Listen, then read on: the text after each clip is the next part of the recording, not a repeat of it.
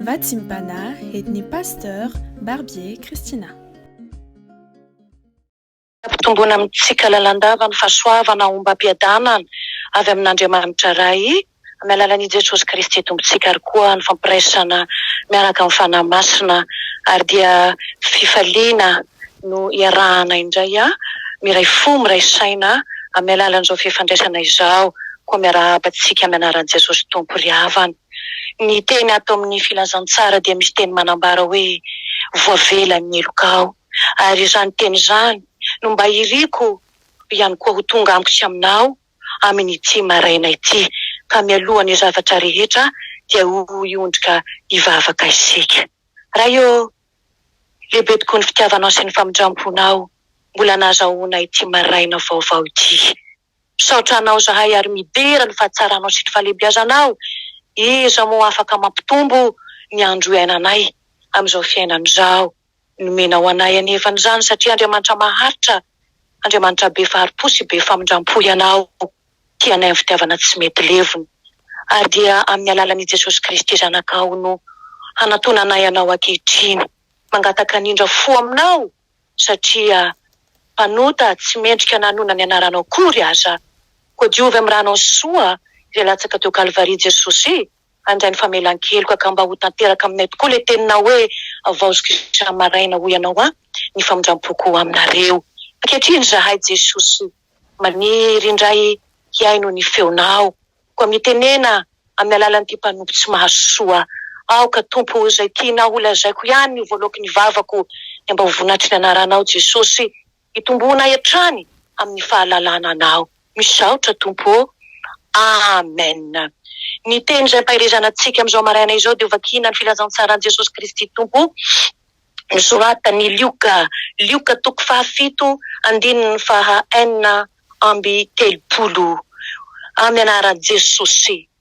Ary ny fariseo anankiray nanasa an'i Jesosy hiara-hinana aminy ary dia niditra tao an-tranon'ilay fariseo izy ka nipetraka nihinana.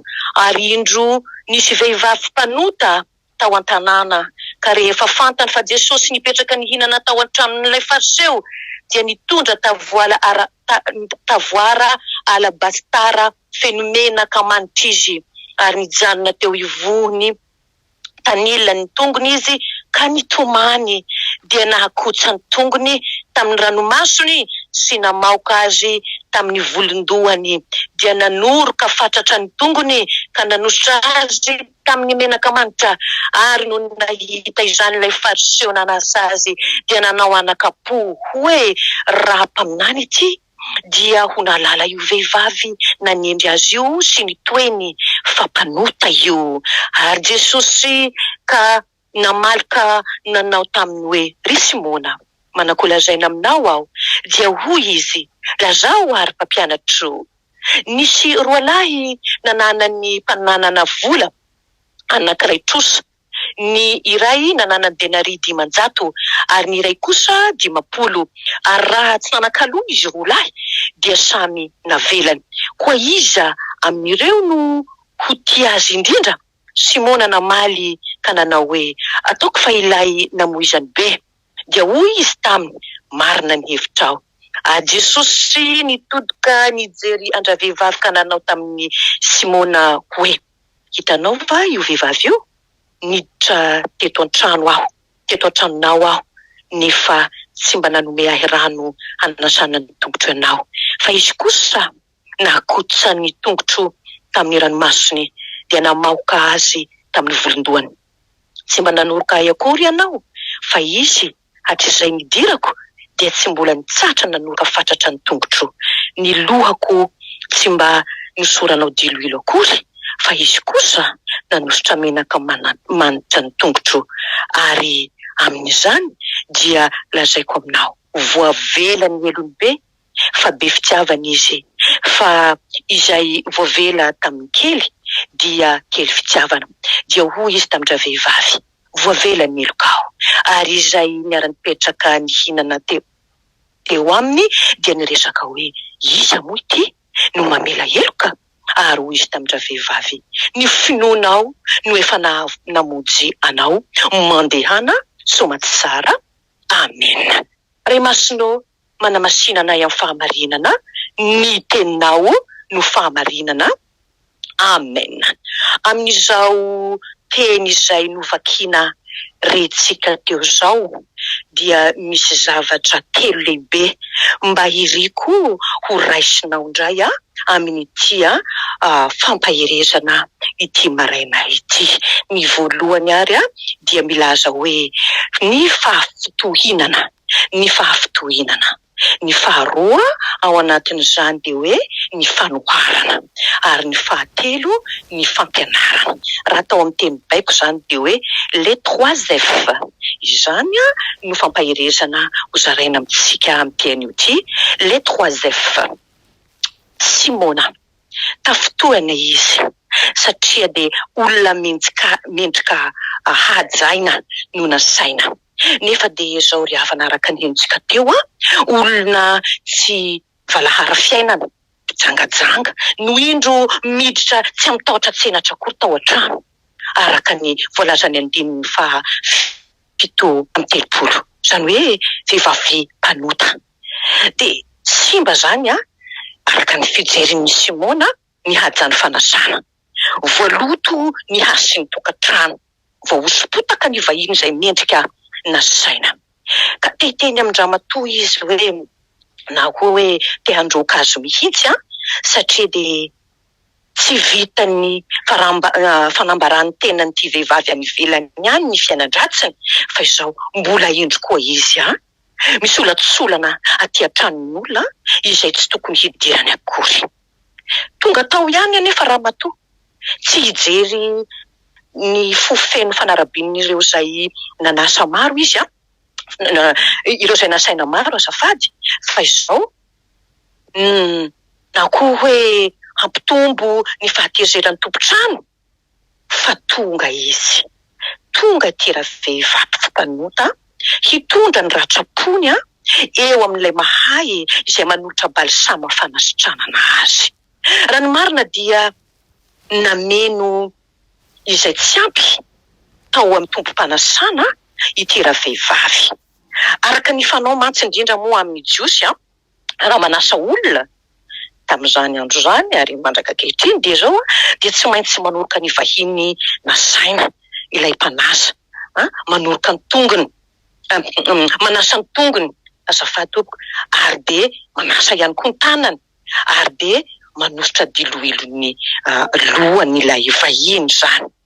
Ity nanasa ity zany i Simona dia tsy mba nanao an'izany izy na dia iray amin'ireo fomba izay tokony fanao ireo aza. Raha vehivavy kosa izay tonga tsy nasaina dia henontsika teo fa nakotsa ny tongotry ny Jesosy tamin'ny ranomasina izy, ary na dia tsy niomanany aza ny hoe lamba famahona, dia ny volondohany no nataony solony zany, ary tsy sainy ny hifanatrika amin'ny Jesosy satria fantany fa tsy mendrika izy. Ka tamin'ny fanetrentena lalina no nankorofany nanoroka ny tongotry Jesosy sady nanositra menaka manitra azy. Tsy nefitra izy ry havana fa izany zavatra rehetra izany izay nataony rehetra izany no hampiovany fon'Andriamanitra ka handefitra aminy noho izay ratsy be vitany, fa izao kosa tsy injony ao am-po sy ampanahy, fa ny fahasoavana sy ny fitiavan'Andriamanitra tao amin'ny Jesosy Tompo no mbola tsy nahalevina azy, ny mbola tsy nahafaty azy. Ka izany indrindra no nahabe ny alahelo neto raha teo amin'ny Jesosy izy.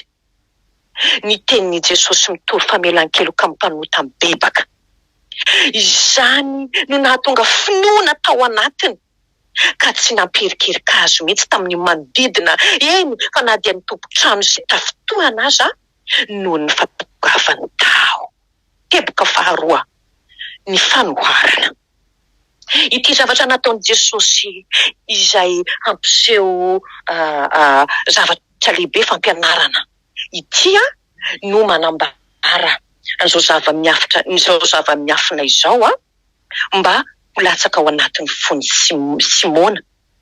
dia ny fanontaniana ary napetraky ny eritreriny. Na ny tantena zany ny zavatra fanontaniana napetraky ny Simona tao anatin'ny eritreriny tao. Noveriny fa ho tsy ambaratelo ny fiainany samy mirery io, satria tsy naloky ny vavany ka tsy misy pahalala. Nanombana ny tenany ho manana ny fahamarinana izy. Kanefa nahatonga kosa fahamaizina tanteraka tao anatin'izany. Hoy mantsy Jesosy aminy satria Jesosy dia mahita ny ao anatin'ny fon'ny olona araka ny andinin'ny 50 teo izy nilaza hoe ry Simona, manan-kolazaina aminao aho. Tsy hafa fa ny amin'ny toetra izay nasehona vehivavy any no tiany Jesosy hanorenana ny fampianarana ho an'ny Simona. Feno dia feno ny amin'ny fahalalany be loatra ny toetra ratsy izay nananan'io vehivavy io.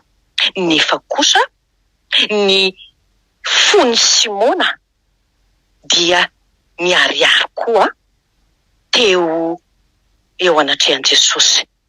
Ka toa tsy azony akory izay nambara Jesosy taminy. Hoy manko ny eritreritry ny Simona, raha mpaminany ity lehilahy ity dia ho nahalala io vehivavy manendry azy io sy ny toeny. Lalana hafa ary no nomban'i Jesosy, ry Simona, manan-kolazaina aminao aho. Niatrika ny haino an Jesosy Simona.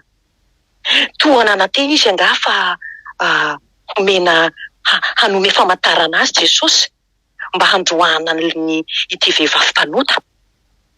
Hevi-dalina mampiasa saina entitra no nabaribarin'i Jesosy tamin'ny Simona.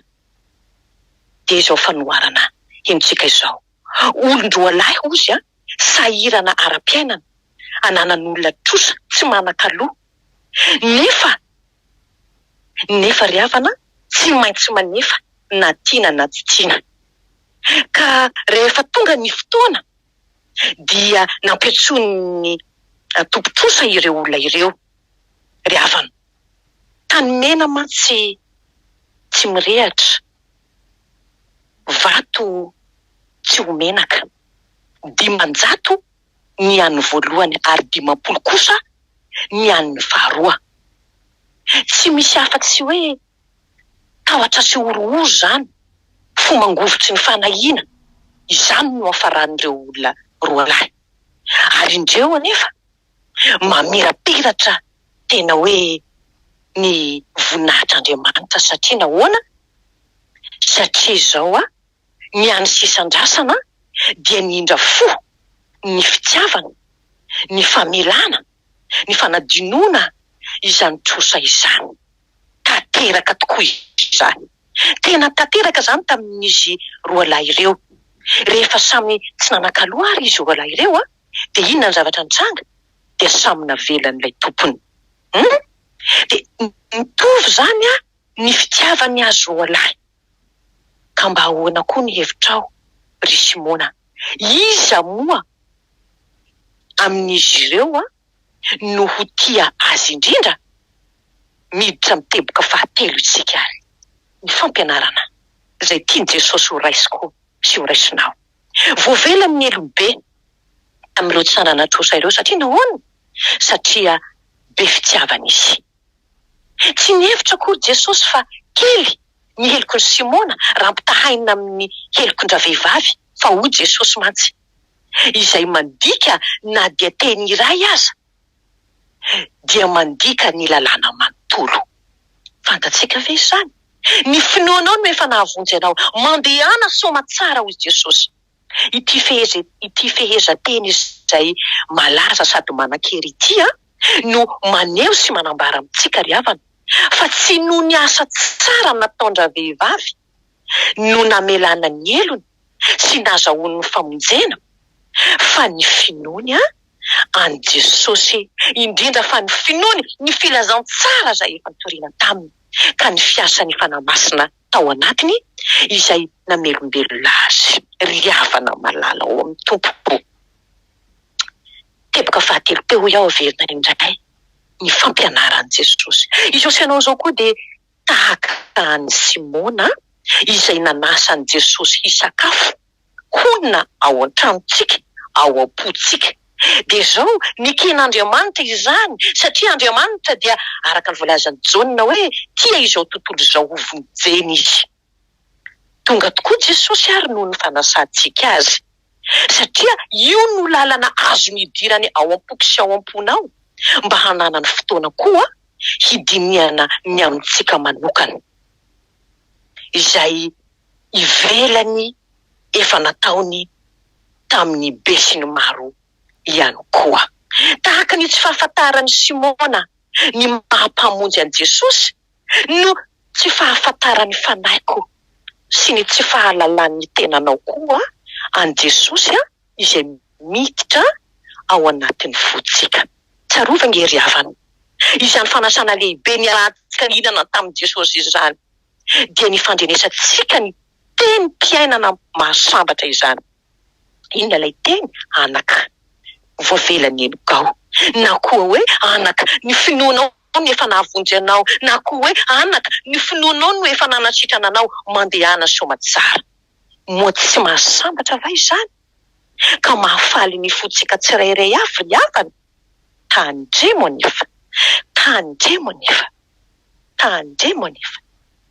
Ny devoly anefa tsy mba tery lalana hanimbatsika ao amin'izany fiadanana mahasambatra izany. Tafiditra ary ny fialonana manambara ny foratsy, ny fototia namana ao anatintsika.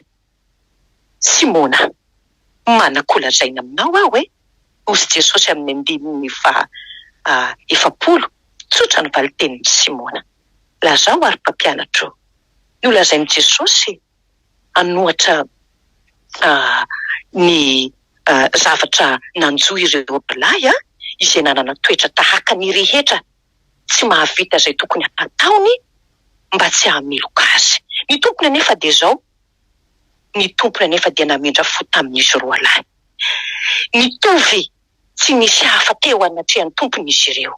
Nitovy ny fahoriany, samy nananan'olona trosa izy roa reo. Nitovy ny nanjo azy, fa samy tsy nanan-kaloha na ny kely na ny be, ary dia mbola nampitovian'ilay tompony ihany koa izy hoe samy namindrany fo. Rehefa malala amin'ny tompo mampieritreritra izany. Izao ity izay mitompo teny fantatra fa tsy mba manana ota ity, ary ianao koa io izay midera tena ho masina kokoa noho ny hafa io, toa tsy mampiraika an Jesosy anga io fireharehantsika mahazo antsika io. Izahaho kely ny teny manambara ny ohatra eto amin'ity teny ananantsika ity ry havana malala. Nasain'i Jesosy novaliany Simona ny fanontaniana, iza moa amin'ireo no ho tia azy indrindra? Hainy ny namaly niaraka tamin'izay, satria io no mifanandrifa amin'izay vitany. Ataoko fa ilay namoizany be. Nihevitra mantsisy fa nanao fandaniana be tamin'ny fanasany.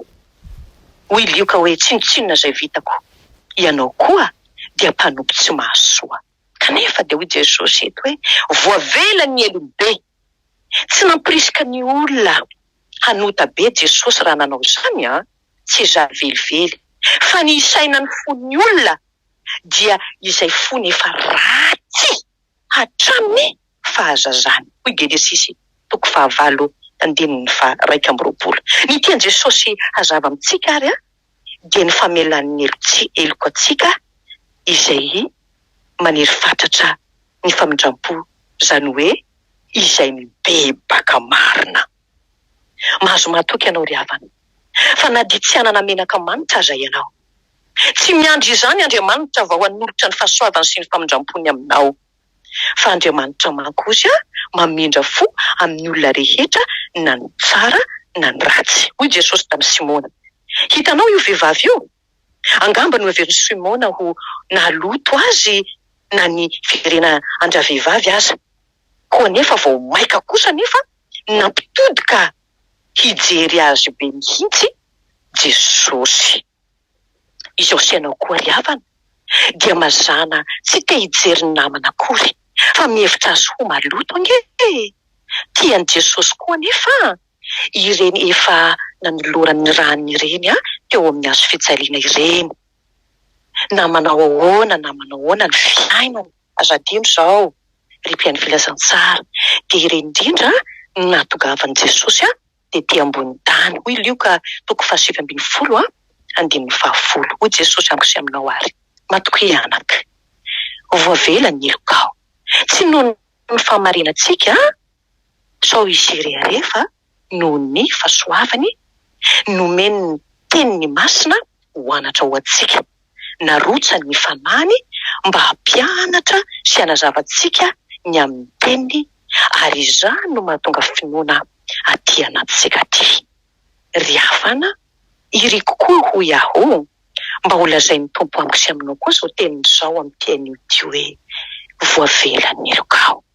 Izany teny izany no miantso antsika hiatoraka eo am-pototry ny tongotra Jesosy amin'ny fo feno fanetretena sy fitiavana, ary nenina amin'ny ota rehetra izay tanterahantsika, ary anatonantsika kosa ny sezan'ny fahasoavany mba handraisantsika ny famindram-po, handraisantsika ny fitahiana feno avy amin'ny Jesosy Kristy Tompo, ilay mbola vonona anio amela ny eloko sy amela ny elokao. Azy irery ny voninahitra, antsika kosa ny fahasitranana fanasanana ara-panahy, antsika kosa ny fiovana manoloana ny fiderintsika anireny manodidina antsika izay mety ho heverintsika tokoa hoe ho mpanota sy efa ratsy dia ratsy ireny, nefa ireny koa dia tahaka antsika ihany. Iondrika hivavaka isika.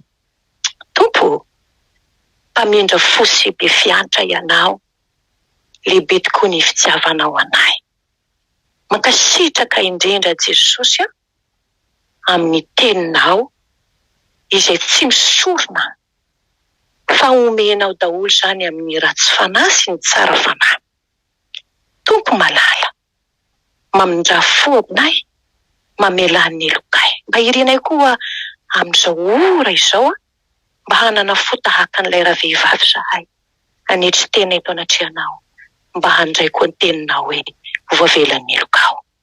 Raiso ary ny fitahiana tsodranomasina avy amin'i Jesosy Kristy avy amin'ny Nazareta, manao hoe hitahy antsika ny Jehovah ka hiaro antsika, hampamirapiratra ny tavany amintsika ny Jehovah ka hamindra fo amintsika tsirairay avy, hanandratra ny tavany amintsika ny Jehovah ka hanome antsika fifaliana sy ny fiadanana. Eny ary hoy ny Tompo ary hoe anaka, voavela ny elokao fa amin'izao sisa izao aza manota itsony. Ho anao Tompo ny saotra ny hajanteran'ny voninahitra, ny hery sy ny fahefana, ho anao efa hatramin'ny taloha izany ankehitriny ary ho anao mandrakizay. Aleloia, amen.